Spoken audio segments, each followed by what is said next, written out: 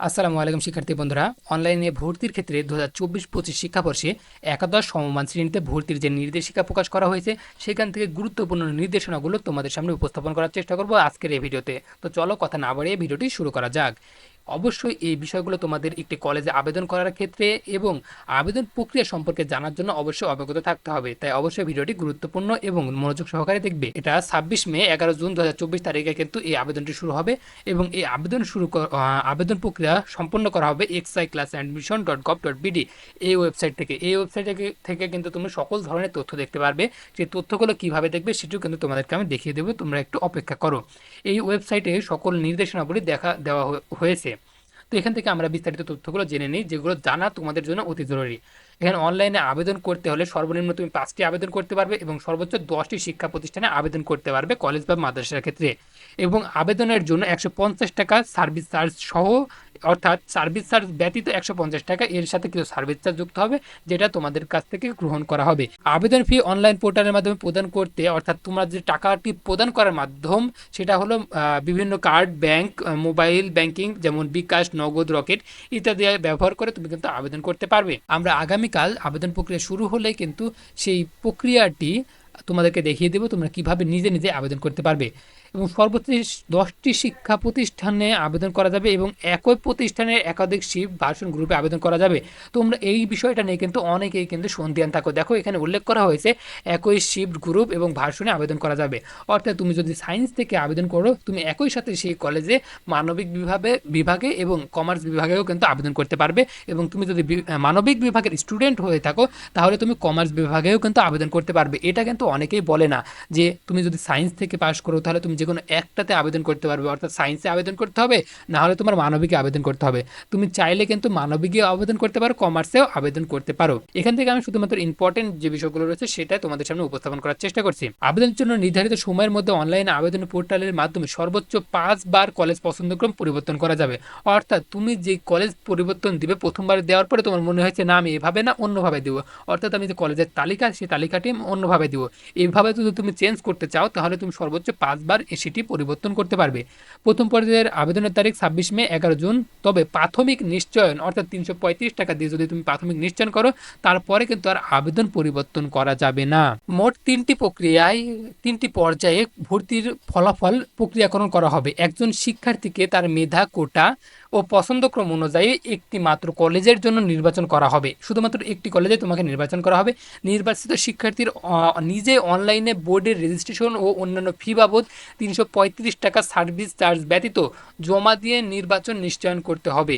একজন শিক্ষার্থী সর্বোচ্চ 2 বার স্বয়ংক্রিয়ভাবে মাইগ্রেশনের জন্য বিবেচিত হবে। অর্থাৎ তুমি যদি মাইগ্রেশনটি অন রাখো তাহলে 2 বার মাইগ্রেশনের জন্য বিবেচিত হবে। তবে আবেদন করার সময় দোকানদারকে, যে দোকান থেকে আবেদন করবে সেখানে বলে দিবে যে মাইগ্রেশনটি অন রাখতে। আর তুমি তোমার অ্যাকাউন্টে লগ ইন করে কিন্তু বিভিন্ন তথ্য দেখতে পাবে, সেটা এখানে উল্লেখ করা হয়েছে। এসএসসি সমমান পরীক্ষা উত্তীর্ণ প্রাপ্ত জিপিএর ভিত্তিতে শিক্ষার্থীদের মেধাক্রম নির্ধারণ করা হবে। অর্থাৎ তোমাদের কিভাবে শিক্ষার্থীদের মেধাক্রম নির্ধারণ করা হবে সেটা কিন্তু এখানে উল্লেখ করা হয়েছে। আর এখানে উপরে উল্লেখ করা হয়েছে মেধাক্রম মান নির্ণয়ন। একাদশ সমমান শ্রেণীতে ভর্তির নীতিমালা 24-এর অনুক্রমে ভর্তির ফলাফল, প্রক্রিয়া ও মেধামান নির্ণয় করা হবে। আবেদন করে বিভিন্ন কলেজ, মাদ্রাসা, সমমানের প্রতিষ্ঠানের আবেদনের নির্দিষ্ট গ্রুপ, শিফট, ভার্সন, আসন সংখ্যা, তার প্রদত্ত পছন্দক্রম, অর্থাৎ এই যে পছন্দক্রম, অর্থাৎ তুমি যে ভালো কলেজ থেকে আস্তে আস্তে নিচের কলেজ দিকে আসবে, তাহলে তুমি কি ভালো কলেজ থেকে তুমি চান্স পেতে পেতে নিচের দিকে, অর্থাৎ তুমি উপরে কলেজে চান্স না পাইলে তার পরবর্তী কলেজে চান্স পাবে। তো এইভাবে কিন্তু আবেদন করতে হবে। তবে এই বিষয়টি লক্ষ্য রেখো যে তুমি যে কলেজে চান্স পাবা না, যে কলেজে চান্স পাওয়ার মতো তোমার যোগ্যতা নাই, সেই কলেজ কিন্তু আবেদনের মধ্যে না দেওয়াই ভালো। এখানে একটি বিষয় লক্ষ্য করো, সমান সমান জিপিএ প্রাপ্তদের ক্ষেত্রে সর্বমোট প্রাপ্ত নম্বরের ভিত্তিতে মেধাক্রম নির্ধারণ করা হবে। মোট প্রাপ্ত নম্বর, অর্থাৎ তুমি এখানে শুধুমাত্র জিপিএ দিয়েও কিন্তু হবে না। বাংলাদেশ মাদ্রাসা শিক্ষা বোর্ড, কারিগরি শিক্ষা বোর্ড, উন্নত বিশ্ববিদ্যালয়ের ক্ষেত্রে গ্রেড পয়েন্টের প্রাপ্ত নম্বর সমতুল্য করে হিসাব করা হবে। তাছাড়া বিভিন্ন সালের গ্রেড পয়েন্ট ও প্রাপ্ত নম্বরের সমতুল্য করে হিসাব করা হবে। বিজ্ঞান গ্রুপের ক্ষেত্রে সে প্রাপ্ত নম্বর দেখা হবে। উচ্চতর গণিতের প্রাপ্ত নম্বর জীববিজ্ঞানের বিবেচনায় আনা হবে। ঠিক একইভাবে তোমার তারপরেও যদি না হয় তবে সেই ক্ষেত্রে ইংরেজি, পদার্থবিজ্ঞান, রসায়ন ইত্যাদির প্রাপ্ত নম্বর বিবেচনা করা হবে। এবং এরপর মানবিক ব্যবসায় শিক্ষায় তো সেখানেও কিন্তু ইংরেজি, গণিত ও বাংলার বিষয়ে নিয়ে আসা হবে। তো এইরকমভাবে কিন্তু দেখো এখানে পর্যায়ক্রমে তুমি যদি পয়েন্টের ভিত্তিতে না হয় তার পরবর্তী মার্কে, এবং মার্কেও যদি তোমাদের প্রতিদ্বন্দ্বী সৃষ্টি হয় তাহলে কিন্তু তার পরবর্তীতে এই সাবজেক্টগুলো অর্থাৎ ইংরেজি, গণিত, যেমন পদার্থবিজ্ঞান ইত্যাদি বিষয়ের মার্কসগুলো দেখা হবে। আচ্ছা, ভর্তির ফলাফল প্রক্রিয়াকরণ এবং মাইগ্রেশন, এখানে দুইবার স্বয়ংক্রিয়ভাবে মাইগ্রেশন হবে, যা তোমাদের মধ্যে তোমাদের কাছে ইতিমধ্যে উল্লেখ করেছি। এখানে 335 টাকা দিয়ে কিন্তু প্রাথমিক নিশ্চয়ন করতে হবে। অনেকে কি করে, কলেজে ভর্তির আবেদন শেষ করলো, রেজাল্ট দিল, কিন্তু তার পরবর্তীতে মনে করে কি কলেজ থেকে ভর্তি প্রক্রিয়া শুরু হলে তখন আমরা যে ভর্তি হব, আসলে তা এই বিষয়টি এরকমভাবে কাজ করে না। তোমার একটি কলেজ যদি চলে আসে, সেই কলেজে 335 টাকা পেমেন্ট করে তোমার সেই কলেজে ভর্তি নিশ্চয়ন করতে হবে। তাহলে তুমি পরবর্তীতে ওই কলেজে ভর্তি হতে পারবে।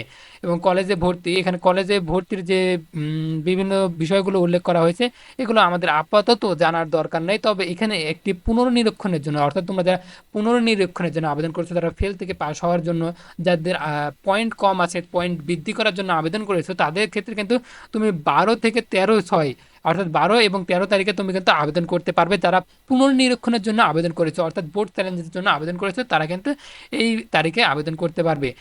এবং পছন্দক্রম পরিবর্তনের সময় দেওয়া হয়েছে 12/6 থেকে 13/6।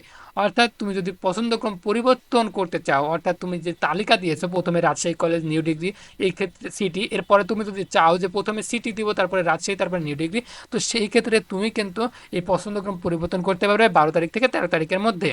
এবং প্রথম পর্যায়ে নির্বাচিত শিক্ষার্থীদের ফলাফল 23 তারিখে। তো দ্বিতীয় পর্যায়ের আবেদন গ্রহণ, যেটা খুবই গুরুত্বপূর্ণ, যাদের প্রথম পর্যায়ে হবে না, দ্বিতীয় পর্যায়ে আবেদন গ্রহণ হবে 30 থেকে 30/6 থেকে 2/7 এই টাইমের মধ্যে আবেদন হবে। পছন্দক্রম অনুযায়ী মাইগ্রেশনের ফলাফল প্রকাশ করা হবে 4/7।